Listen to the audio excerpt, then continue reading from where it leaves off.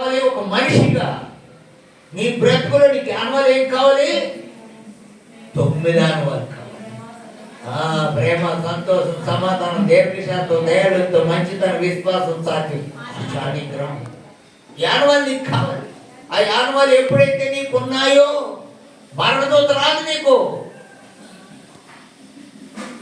జబ్బులు వచ్చినా నీకు ఆడవాళ్ళకి చూసి జబ్బు కూడా బయటికి పారిపోతుంది. నీ గుడారంలో, నీ దేహంలో ఎటువంటి వచ్చినా అవి ఉన్నా ఎందుకలు మరణదూత నిన్ను తాకనే తాక.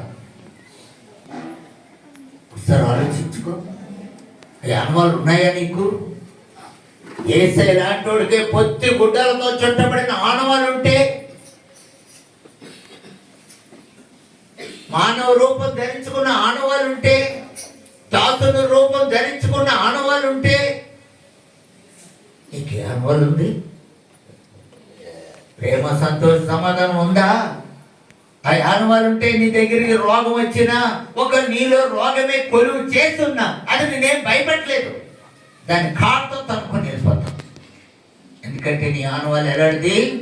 భయంకరమైన రోగం, క్యాన్సర్, లెప్రసీ, ఏది ఉన్నా సరే వాటిని కాళ్ళకి తెస్తున్నాను.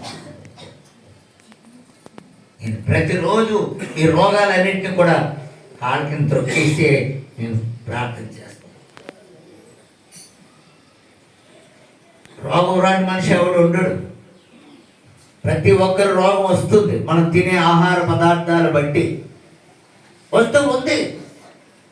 అయినను భయపడకు, దిగులు పడకు. అమ్మో ఈ రోగం ఉంది, డాక్టర్ దగ్గరికి వెళ్ళి అయ్యా నాకు ఈ రోగం ఉందంటే మీ అమ్మ నాన్న పొందని అడుగుతారు. వాళ్ళు ఏమడుతారు? రోగాన్ని మందు ఎవరు ముందు? బాబు మీ అమ్మ నాన్నకి రోగం ఉందా? ఏ అమ్మ నాన్న రోగం ఉంటే మనకు రావాలి ఉందా? పద్ధతి దానికే ఉంది. నువ్వు దేవుని యొక్క సింబల్ నీలో ఉంటే నీకు రోగం రాదు. వచ్చినది నేనేం చేయలేదు.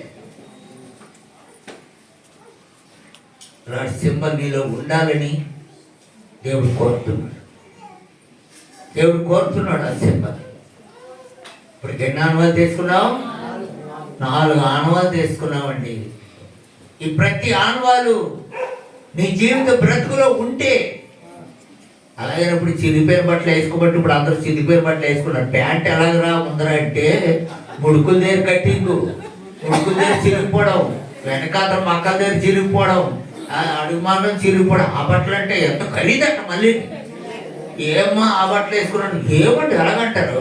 అది ఎంత అనుకున్నారు? 2000 రూపాయలు అండి. చాలా సంతోషం అమ్మా, చాలా సంతోషం. అంత ఖరీదైన పంట చిరిగిపోయి వేసుకుంటామమ్మా. టైలర్ దగ్గరికి వెళ్ళి ఆ కత్తిరి పట్టుకొని ఆ ముడుకుల దగ్గర అక్కడ కత్తిరించుకొని ఆడు కుడితే ఏమంటామా, నీకు మంచి వస్త్రాలు ఇచ్చానయ్యా, మంచి క్లాత్ ఇచ్చాను, నాకేడు చిరిగిపోయి ఇచ్చేవన్నా అడవా? నువ్వు బట్టలు కొట్టడానికి వెళ్ళి మళ్ళీ ఎలా షాప్ అట, అది డే అండ్ నైట్ ఉండే షాప్ అట, ఖరీదైన షాప్ అట. ఒక ప్యాంటు కొనాలంటే 10,000 రూపాయలట. మరి యేసు ప్రభు పొత్తిగూడలతో వచ్చాడట, మరి నువ్వు 10,000 రూపాయలు క్లాత్ వేసుకుంటున్నావు. నీకు 10,000 రూపాయలు ఇచ్చింది ఎవరు? ఆయనను మర్చిపోయావా? ఆయన దాసుడి రూపం ధరించాడు. దాసుడి రూపం లేదా? చిన్న సహాయం అంటే కాలు మీద కాలు వేసుకొని నేను పెద్ద ఇంజనీర్ అనుకుంటున్నావా? బీటెక్ ఎంటెక్ చేసిన వాడు అనుకుంటున్నావా? నువ్వు ఒకసారి ఆలోచించు. చెయ్యు. నువ్వే టెక్కలు చేసినా పర్వాలేదు, కానీ అన్యాయం టెక్కలు మాత్రం ఎవరు చేయు. రోడ్డు మీద తిరిగిన అందరికీ నీ బ్రతుకును అందరూ కనపరచుకో. వారి మనసు పొందు, రక్షణ పొందు, బాప్తిజం పొందు. బాప్తిజం లేకపోతే నీ బ్రతుకు ఏమవుతుందో, ఏ నిమిషం పిలిపోతుందో నీకు తెలియదు. నా వయసు ఇంకా బాగలేదు, చిన్న కుర్రాడు నాకే చావొస్తుంది అనుకోకు. ప్రతి నిమిషము మరణము సిద్ధంగా ఉంది. ఇదిగో మరణ దూత ఎక్కడ తిరుగుతుంది? ఈజిప్ట్ దేశంలో అంతా సంచారం చేస్తుంది. అదే దేశంలో ఉన్న ఇశ్రాయేలు ప్రజల దగ్గర 1 ఇంచు లోపలికి వెళ్ళి. కారణం రక్తం. యేసయ్య సింబల్ అక్కడ ఉంచమన్నాడు. ఎందుకు యేసయ్య భూమి మీదకి వచ్చాడు? మానవ రూపంగా ఆ రక్తం సింబల్ చూస్తేనే మరణదూత పారిపోతుంది. ఈసారి నీలో కూడా ఏ దూత నీలో ఉంది? మరణ దూతను నువ్వు తప్పించుకోగలుగుతున్నావా? ఆ సింబల్ నీలో ఉందా? ఒకసారి ఆలోచించు. ఈ ఆనవాళ్ళు నీకుంది. ప్రతి ఆనవాళ్ళతో దేవుడు చూస్తున్నాడు. ఆ తగ్గింపు ఆనవాళ్ళతో నిన్ను చూస్తున్నాడు. నీ హృదయంలో ఉన్న కఠినమైన హృదయాన్ని పక్కన పెట్టావు. తగ్గించుకో.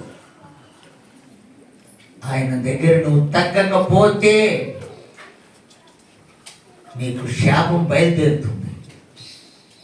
నీ నోరే నీకు శాపం, నీ చూపే నీకు శాపం, నీ ఓగులు ఉద్దేశాలే నీకు శాపం.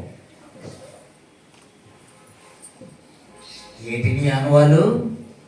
అమ్మో వచ్చేస్తుండ్రా బాబు ఇంటికి, ఒక నోరిపితే ప్రమాదరా అనుకునే బ్రతుకుల బ్రతకు. దుర్భాషలు, బూతులు, అక్రమం. బైబిల్ చెప్తుంది నీలో బూతులు ఆడకూడదని. ఏ గ్రంథంలో నువ్వు చూసావా?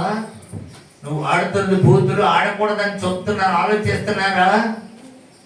ఓ మా గ్రంథాలు మంచివని చెప్తున్నారు, మా గ్రంథాలు తిరుగులేనివని చెప్తున్నారు. కానీ ఆ నోటంటే వచ్చేవేంటివి? పరమ బూతులు, అక్రమాలు, అధర్మాలు నీ నోట్లో చూస్తున్నాయి. విడిచిపెట్టు.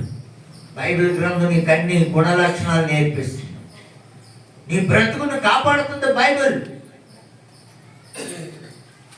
అలాంటి జీవితం నీకుందా? ఈరోజు తగ్గించుకో. నువ్వు తగ్గించుకుంటే ఏమవుతావు? హెచ్చించబడతావు అని చెప్తుంది. ఎన్నోదమ్మా ఈ ఆనవాళ్ళు. ఈ ఆనవాళ్ళన్నీ మనకు ఉండాలండి. ఒక యేసుప్రభు పొత్తుగొడ్డలు చుట్టుకున్నాడు. నేనెందుకు అలా చుట్టూ పొత్తుగొడ్డతో నేను చుట్టమని అనలేదు. నీకున్న వస్త్రాలు నీకు తగ్గింపుతో ఉండాలి.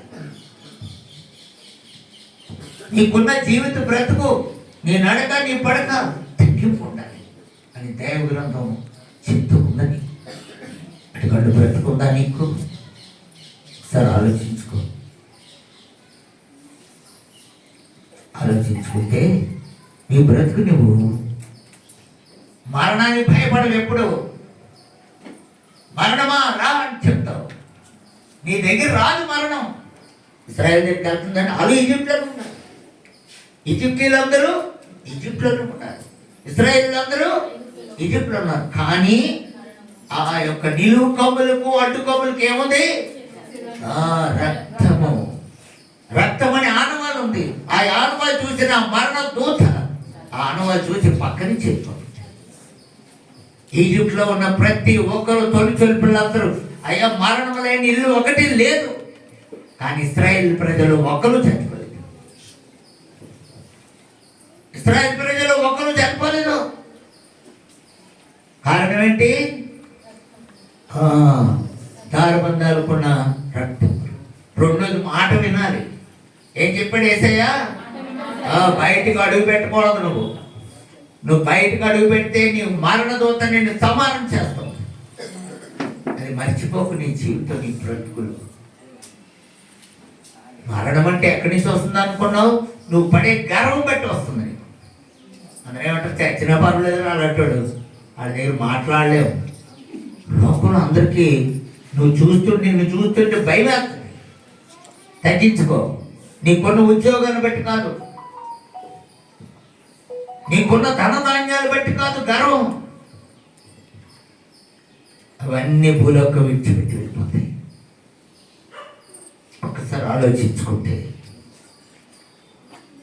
ప్రియమైన స్నేహితుడా, ఈ యొక్క ఆనవాళ్ళు నీకు కావాలి. యేసయ్యకున్న ఆనవాళ్ళు నీలో లేకపోతే, యేసయ్యకున్న బ్రతుకు, తగ్గింపని బ్రతుకు, దాచున్న రూపు నీలో లేకపోతే జాగ్రత్త సుమా. నీ వస్త్రాలు చూసి ఎవరు పరలోకం ఎవరు? నీ నడక చూసి పరలోకం ఎవరు? నీ గర్వాన్ని చూసి పరలోకం ఎవరు?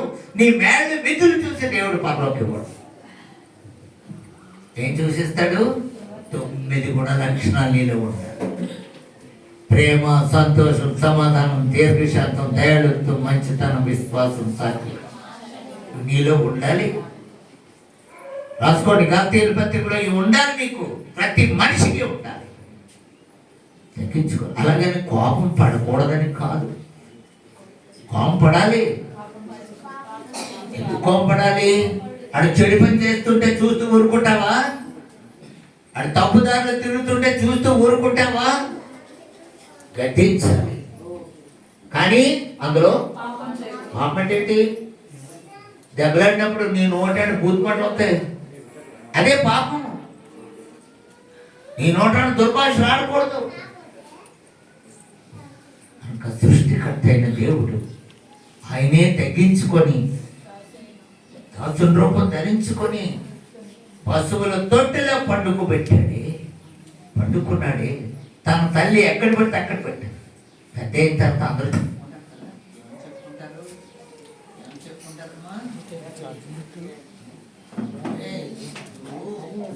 ఎక్కడ పడుకున్నావో తెలుసా?